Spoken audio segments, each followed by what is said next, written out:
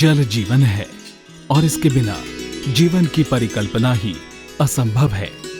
लेकिन वर्तमान में बिगड़ती पर्यावरणीय स्थिति और अंधाधुंध आधुनिकीकरण एवं शहरीकरण के दौर में जल की समस्या ने विकराल रूप धारण कर लिया है।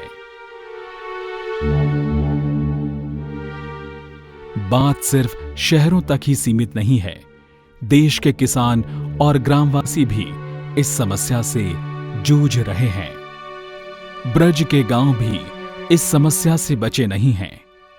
पीने के पानी की समस्या के चलते ब्रज के ये गांव प्यास से तड़प रहे हैं। ब्रज फाउंडेशन ने ऐसे ही कुछ गांवों में पीने का पानी उपलब्ध कराने का ईमानदार प्रयास किया है।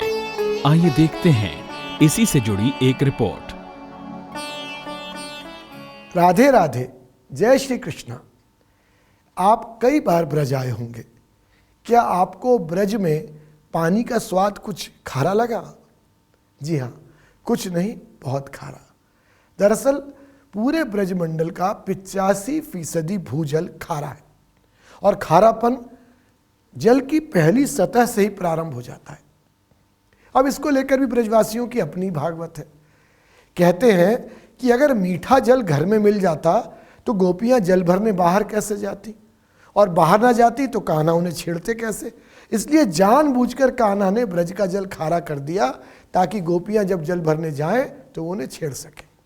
एक दूसरी कथा भी ब्रजवासी सुनाते हैं कि जब ठाकुर जी ब्रज छोड़कर द्वारिका के राजा बन गए तो उनके विरह में ग्वाल बाल, गोपियां, गाय, बछड़े, नंद बाबा, यशोदा मैया सब इतना रोए कि उनके आंसुओं से ब्रज का जल खारा हो गया। जो भी हो, आज ये बहुत बड़ी समस्या है।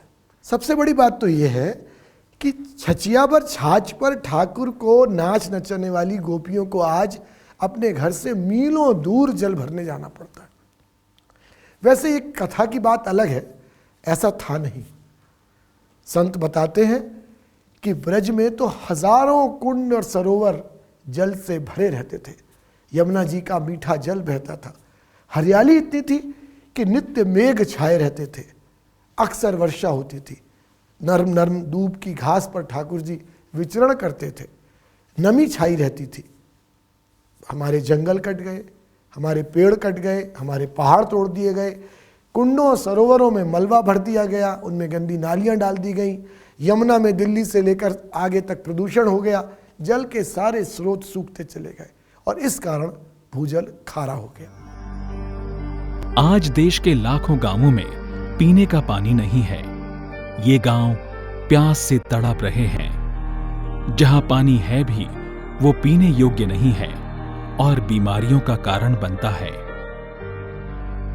पर आश्चर्य और दुख की बात तो ये है कि कुंडों, सरोवरों, यमुना और गायों के लिए सुप्रसिद्ध ब्रज में भी जगह जगह पीने के पानी की भारी किल्लत है, जिसका कोई इलाज किसी के पास नहीं है। इसलिए यहां पानी की किल्लत के चलते हाहाकार मचा रहता है। आज ब्रज के ज्यादातर शहरों, कस्बों और गांवों में पेयजल आपूर्ति नहीं हो पा रही है। सच्चाई तो ये है कि जिन गांवों में सरकार ने जल वितरण योजना चालू भी की है, वहां भी वर्षों से पानी की आपूर्ति नहीं हो पाती और ऐसी सैकड़ों सरकारी योजनाएं ठप पड़ी हैं। जंगल से पानी लाते थे, बहुत समस्या कैडी चल रही पानी के लंग से। पानी है ही ना, पानी है ही ना। बाहर जाते सिर पे 2-2 4-4 मटका रख के लाते थे पानी के। गांव में खारा पानी है, वो बड़ी समस्या है पानी की। पानी आना चाहिए गांव में, नल लगने चाहिए घर घर में। यही परेशानी बहुत ज्यादा डबल है। समस्या है बहुत बड़ी। करीब यहाँ से 2 किलोमीटर दूरी पे पानी ले जाना पड़ता है गांव में, और गांव का जो पानी है वो खारा है। हैंडपंप सब खारे, नमक जैसा पानी है। इतनी समस्या है गांव की कि भारी पानी की। रोड पे के जाना पड़ता है, मेन रोड से जाते हैं तो एक्सीडेंट हो जाते हैं। पानी के मार इतनी हलचल मची हुई है गाँव में, विशेष ज्यादा। ब्रज फाउंडेशन ने अपने सीमित संसाधनों से इस असीमित समस्या को हल करने का विनम्र प्रयास किया। सोचा गया कि सबसे पहले राधा रानी के बरसाना के गांव चिकसौली और मानपुर के जल संकट को दूर किया जाए। आज़ादी के 60 वर्ष बाद भी इन गांवों की किसी ने सुध नहीं ली थी। यहाँ की बहू बेटियों को पेयजल भरने के लिए कई किलोमीटर दूर जाना पड़ता था। लोग अपनी बेटी इन गांवों में बिहाने से भी कतराते थे। इसलिए चिकसौली और मानपुर को प्राथमिकता के स्तर पर लिया गया। हमने ऑयल इंडस्ट्रीज डेवलपमेंट बोर्ड के सूखा राहत कोष से 25 लाख रुपए का अनुदान लिया और प्रारंभ किया चिकसौली मानपुर क्षेत्र का वैज्ञानिक सर्वेक्षण। इस सर्वेक्षण से पता चला कि मानगढ़ के पहाड़ के पीछे काफ़ी दूर जाकर कदम खंडी यानी कदम के वृक्षों का एक कुंज है, वहाँ पानी का स्तर काफ़ी ऊंचा है और पानी मीठा भी है। और इसका एक बड़ा सुंदर कारण भी था कि वर्षा ऋतु में नीचा इलाका होने के कारण यहाँ पानी जमा हो जाता है, हफ्तों जमा रहता है और वो रिस कर ज़मीन के नीचे चला जाता है। यानी भविष्य में भी यहाँ पानी की आपूर्ति में कमी आने वाली नहीं थी। इसलिए हमने यहाँ गहरा बोरिंग किया और वहाँ पर पंप फिट किया और एक 1.25 लाख लीटर की पानी की टंकी पहाड़ के नीचे बनाई, एक 1.25 लाख लीटर जल क्षमता वाली टंकी पहाड़ के ऊपर बनाई, बूस्टर पंप्स लगाए और उसको पाइपलाइन से जोड़ दिया। फिर इन टंकियों से पाइपलाइन को मानगढ़ के पहाड़ के नीचे ले गए और मानपुर और चिकसौली गांव की हर गली हर मोहल्ले में पाइपलाइन को ले जाकर लोगों के घर तक पहुंचा दिया गया।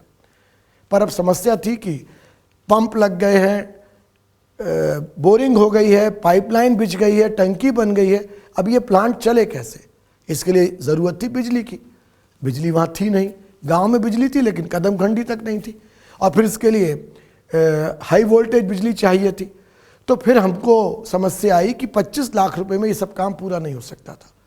कायदे से इस तरह की जो भी योजना बनती है उसमें 25% गांव सभा का अनुदान होना चाहिए, गांव वालों का सहयोग होना चाहिए। पर ब्रजवासियों की स्थिति ऐसी नहीं थी कि वो इसके लिए योगदान दे पाते। तो फिर हमको अपने किसी और प्रोजेक्ट से उधार लेकर पैसा इसमें डालना पड़ा और हमने बिजली के लिए अप्लाई किया, हाई टेंशन वायर लगवाए, खंबे गड़वाए और कदम खंडी तक हम बिजली को ले गए। ट्रांसफार्मर लगवाने पड़े। फिर एक दुखद घटना हुई। एक रात हमारा एक ट्रांसफार्मर चोरी हो गया। अब बड़ी समस्या एनजीओ के लिए होती है कि एक तो वैसे ही आपको सीमित संसाधनों में काम करना होता है और उसमें भी अगर अनुदान का काम पूरा हो जाए तो फिर दोबारा जल्दी अनुदान उस प्रोजेक्ट के लिए मिलता नहीं है। अब ट्रांसफार्मर चोरी हो गया तो गांव वालों को बदलना चाहिए था, लेकिन उन्होंने हाथ खड़े कर दिए। फिर एक नए ट्रांसफार्मर की व्यवस्था करनी पड़ी और बिजली का कनेक्शन मिल जाने के बाद गांव को दोनों टाइम मीठे जल की आपूर्ति होने लगी। अब आप स्वयं इन ब्रजवासियों से सुनिए इनकी कहानी कि पहले इनका जीवन कैसा था और इस पानी को मिलने के बाद इनके जीवन में क्या बदलाव आया।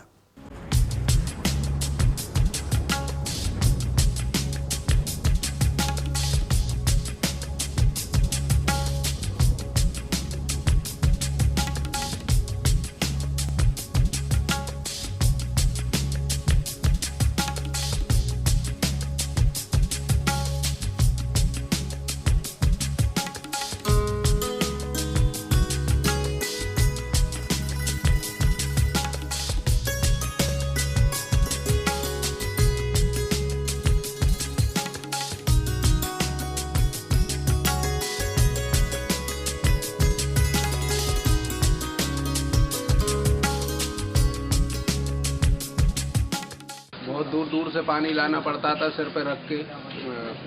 गांव की बहू बेटियां सब परेशान होती थी, खेतों से लाती थी, कोई कहीं से लाती थी, कोई कहीं से। बाकी यहाँ आसपास कहीं मीठे पानी का कोई स्रोत नहीं है।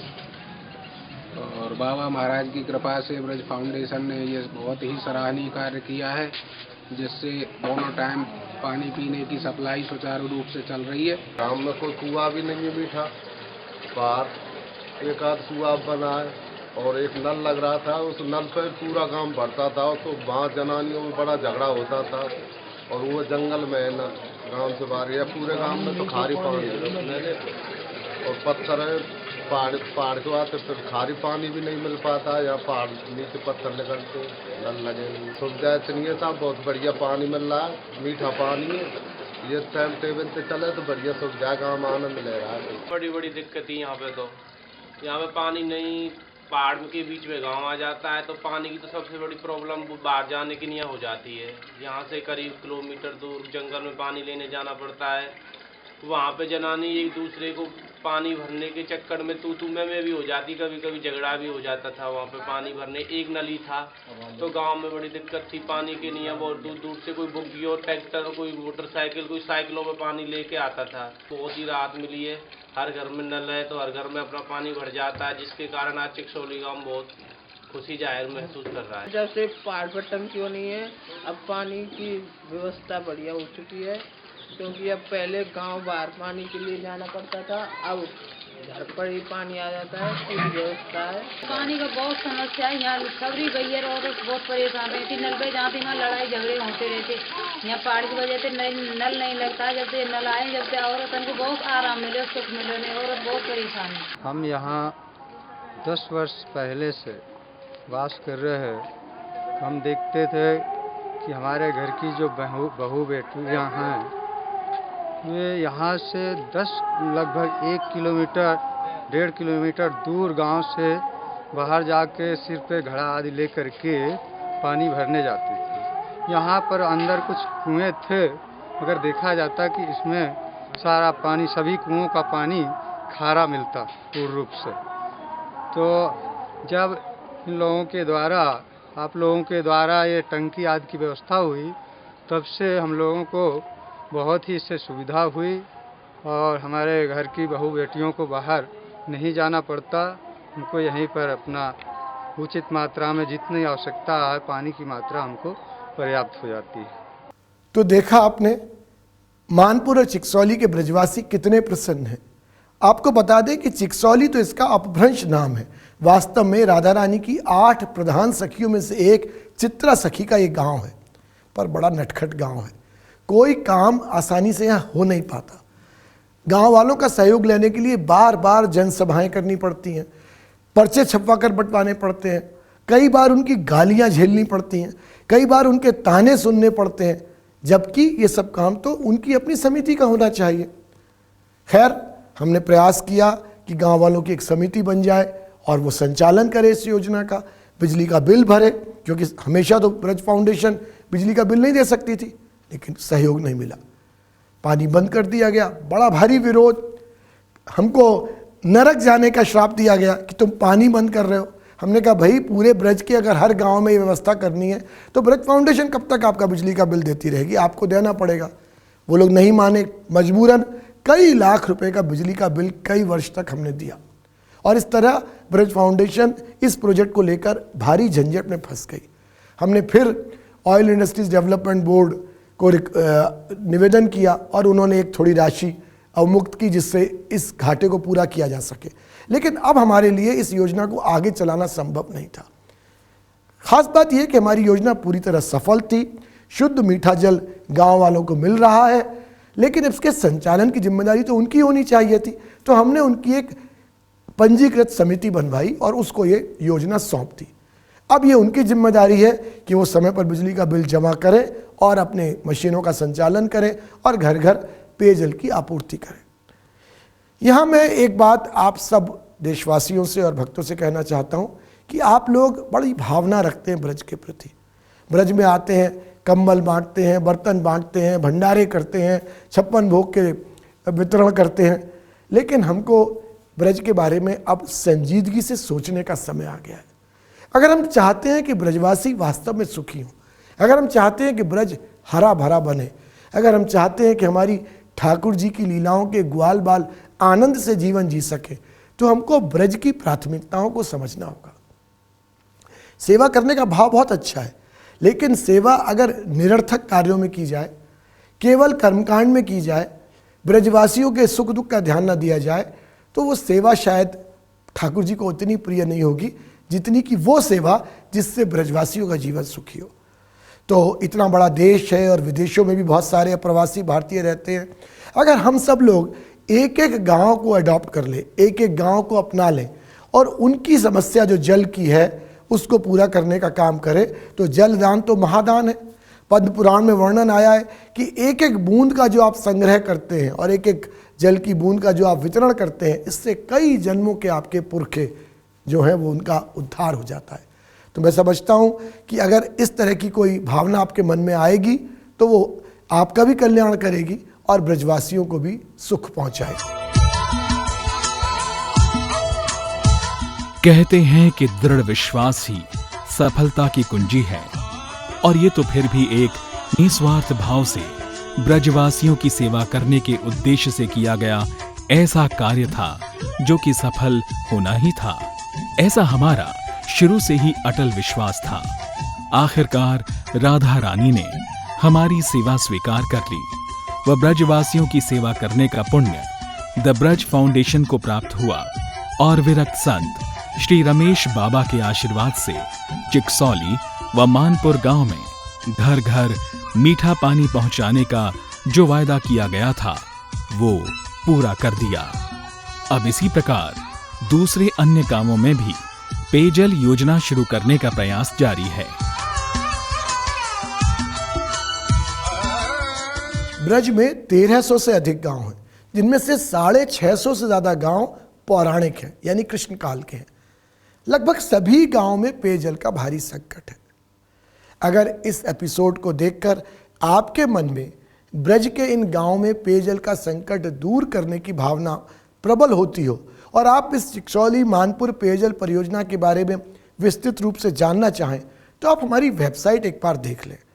पता है www.brajfoundation.org। और अगर आप इस कार्य के लिए आगे बढ़ना चाहें और ब्रज फाउंडेशन का सहयोग लेना चाहें तो आप हमें ईमेल लिख सकते हैं।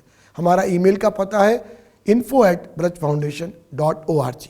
तो आशा है कि भविष्य में आप और हम मिलकर ब्रज के कुछ और गांवों की पेयजल समस्या का समाधान ढूंढने का प्रयास करेंगे। अगले एपिसोड में हम आपको भगवान श्री कृष्ण की किसी और लीला स्थली का दर्शन कराएंगे और उसके जीर्णोद्धार के लिए किए जा रहे प्रयासों की जानकारी देंगे। तब तक के लिए राधे राधे।